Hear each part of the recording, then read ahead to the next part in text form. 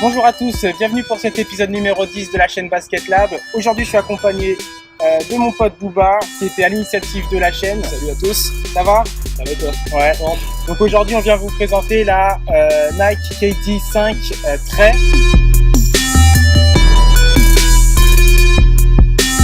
Tout d'abord, esthétiquement, qu'est-ce que tu en penses? Esthétiquement, c'est une chaussure assez simple, Tiens.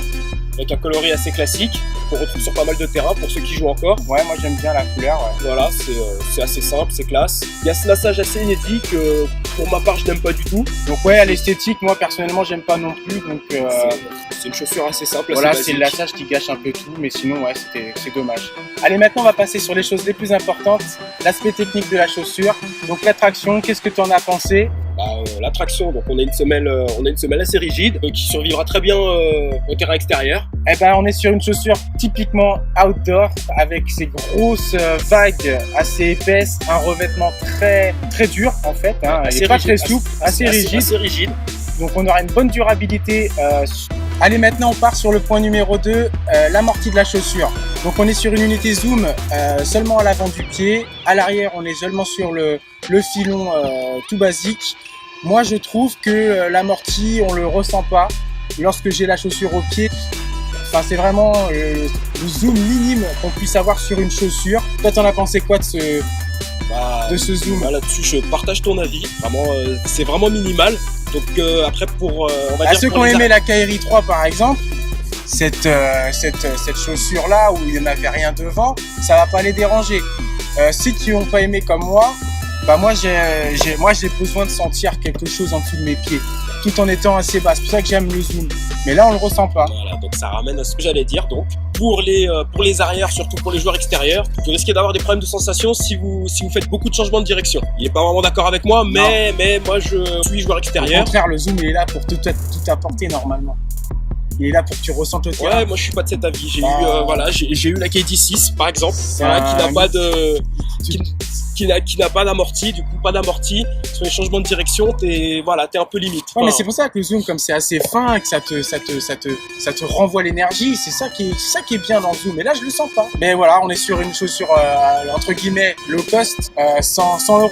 Donc voilà, il fallait pas en attendre beaucoup plus. Faut pas en Malheureusement. attendre beaucoup plus, exactement. Alors, le point suivant, le revêtement de la chaussure. On est sur un revêtement en tissu assez souple. Ça fait un peu comme un sweat. Voilà, c'est assez souple. Je l'ai jamais vu encore.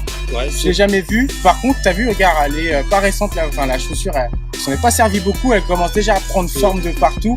À mon avis, je sais pas ce que t'en penses, mais ouais, c'est dans un mois, vous ressemblez à Bozo le clown avec les chaussures qui partent. ça va nous faire un truc comme ça. Enfin, moi, j'aime pas trop le revêtement.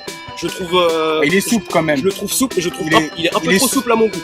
Moi, j'aime bien il est très souple, par contre, très souple. Voilà, par exemple, je vais plutôt préférer ce type de revêtement qui va être un peu plus rigide et où on va être bien tenu dans la chaussure. Voilà. C'est vrai qu'il est très souple et après on verra, mais dans le maintien c'est pas génial. On a toujours à l'avant du pied là, on voit bien le petit fuse collé là pour avoir un petit peu de solidité à l'avant là où au niveau de l'orteil, même au niveau des coutures, hein, tout est fait en thermocollage. On part sur le haut de la chaussure, donc qui est assez rembourré, c'est une chaussure qui est assez confortable. Voilà, quand on l'enfile tout de suite, c'est agréable au pied. Ouais, tout de suite. Voilà. C'est quand même bien rembourré, hein, on a une bonne mousse. Même la languette, tu vois, ils ont visé à mort le côté confort hein, sur cette chaussure. Une bonne mousse, c'est épaisse. Hein. Voilà, c'est vraiment, c'est assez épais, c'est vraiment bien rembourré. Même la languette, on le voit bien quand on serre les lacets, toi, ça ressort, c'est vraiment voilà, une mousse assez dense. Voilà. Donc, par contre, au niveau du talon, moi, je suis pas satisfait.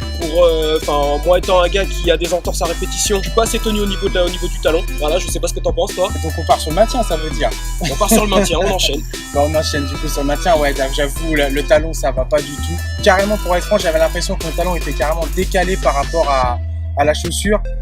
Ça bouge, c'est pas stable. Voilà, moi je suis comme vous pas, on a quand même des petites, comme tout basketteur, pas mal d'entorses. Et le maintien pour moi n'était pas là. Surtout que le revêtement est très souple. On va dire que c'est une chaussure qui favorise le confort par rapport au maintien pour moi. À la performance. On voit que sur le côté, ils ont essayé un système de lassage sur le lassage. Je ne sers strictement à rien. J'ai pas du tout senti que la chaussure me maintenait comme on peut l'avoir sur les Flywire là qu'on a sur la plupart des chaussures maintenant. Qu'est-ce que t'en penses, toi, de ces lassages là? Quand t'as serré la chaussure, c'était comment? Pour ma part, moi, ça n'a rien changé du tout. Ils auraient mieux fait de mettre du flywire à la limite. Ouais, mais du coup, on était plus sur un prix à 100 €. C'est sûr. C'est voilà, on en a pour son prix. Hein. Voilà, c'est vraiment un modèle low cost. C'est vraiment un modèle assez simple. Ah, low cost, peut-être pas autant, 100 €, c'est quand même, oui, voilà, bon. on est dans les budgets bas. Donc voilà, on va conclure cette petite vidéo. En résumé, qu'est-ce que tu dirais? Tu l'achètes ou tu l'achètes pas? Bah disons que ouais, si pour aller jouer dehors comme ça, si j'ai pas de paire de chaussures, ouais, je pourrais mettre un billet dessus, ouais, histoire d'aller jouer comme ça avec des amis dehors, là en plein soleil.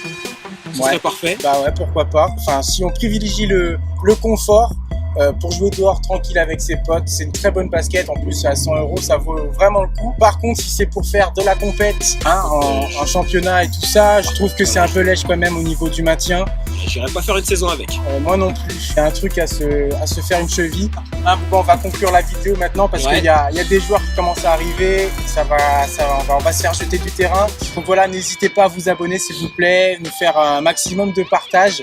On a toujours notre chaîne sur Facebook, c'est lui qui l'anime. Voilà, n'hésitez pas à vous abonner. Merci à vous de nous avoir suivis et puis à la prochaine. Hein. À la prochaine. J'espère que tu seras là. Hein.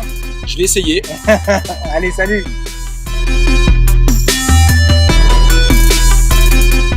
Vous abonnez-vous?